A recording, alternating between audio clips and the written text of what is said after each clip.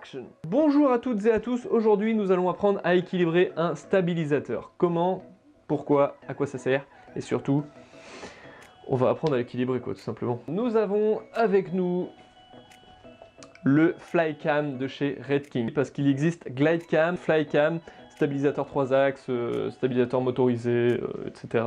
Type Ronin S, Ronin M, choses comme ça. Mais là, nous sommes sur un stabilisateur manuel, donc un stabilisateur que nous allons devoir régler nous-mêmes. Pour commencer, nous avons ici le support que l'on va venir visser sous l'appareil photo. Plus vous avez un objectif lourd, plus vous allez devoir avancer votre support vers l'objectif pour pouvoir équilibrer au mieux votre appareil photo dès le départ. Vous le serrez très fort parce que sinon après vous risquez d'avoir du jeu et ça va déséquilibrer votre appareil. N'oubliez pas non plus de mettre vos batteries, vos cartes mémoire, votre micro, vos filtres, vos pare-soleil, etc.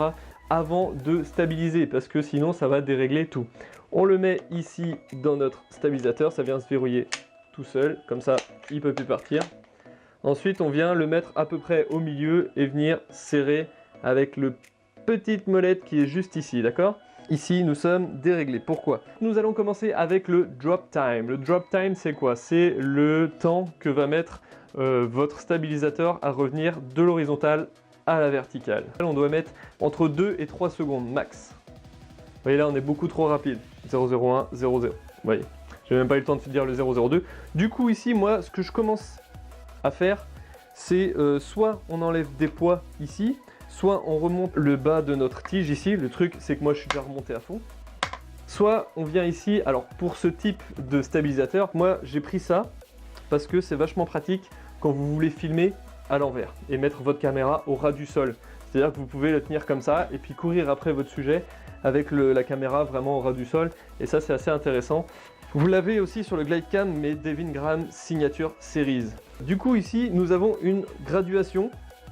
Nous allons descendre un petit peu ici parce qu'en fait vous voyez si je le mets tout en haut comme ceci, nous allons avoir un drop time beaucoup trop rapide.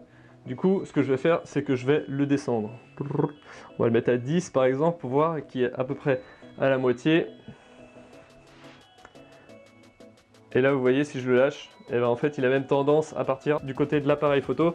Du coup ça veut dire que je suis trop bas, je vais remonter d'un cran sur le 11 ma poignée. Ok, on est un petit peu mieux. Maintenant, on va compter le drop time. 0,01, 0,02. On n'est pas trop mal. On peut le descendre un tout petit peu à 10,5. Ok. 0,01, 0,02, 0,03. On est entre 2 et 3 secondes. On le refait pour voir.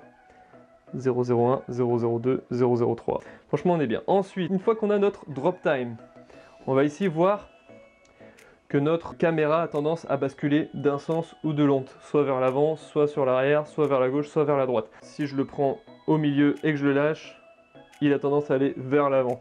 Du coup, ici, vous avez une petite molette, vous pouvez reculer ou avancer l'appareil. Là, on est un petit peu mieux. Par contre, il a tendance à aller un peu vers la droite. Vous voyez, du coup, ce qu'on va faire, c'est qu'on va régler ici la molette left-right, donc gauche et droite. Et là, on est pas mal. Peut-être encore un poil. Yes. Hop, là, si je viens le poser comme ceci. Parfait, nickel. Alors il y aura un petit problème qui risque de se passer quand vous allez vouloir zoomer. Vous voyez, si je viens zoomer, il va venir tanguer vers l'avant. À chaque fois qu'on bouge l'objectif, il va falloir reculer ici et tourner un petit peu pour le restabiliser correctement. C'est pas trop mal.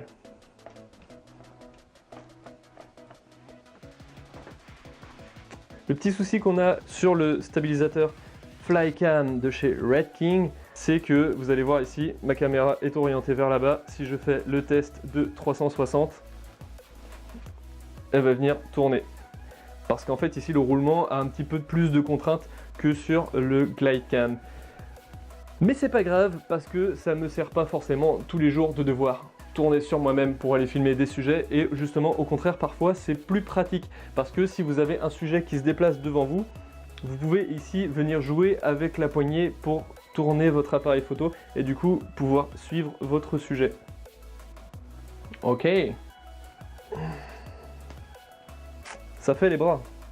Et du coup, quand vous voulez filmer une scène au ras du sol, ce qu'on fait ici, c'est qu'on vient desserrer au niveau de la poignée, on descend, on resserre et on fait la même chose à l'envers. C'est-à-dire que on regarde ici notre drop time qui est beaucoup trop rapide cette fois-ci. On vient remonter un peu. Ici, on vient faire notre drop time mais à l'envers. 001, 002, 003. On n'est pas trop mal. Moi, je le fais vraiment vite fait parce qu'en fait, ce genre de scène-là, on le fait pas souvent. Mais faut quand même essayer de bien le faire correctement. Et du coup, ici, on va pouvoir venir filmer à l'envers. Donc, le poignet vers le haut et puis courir après notre sujet.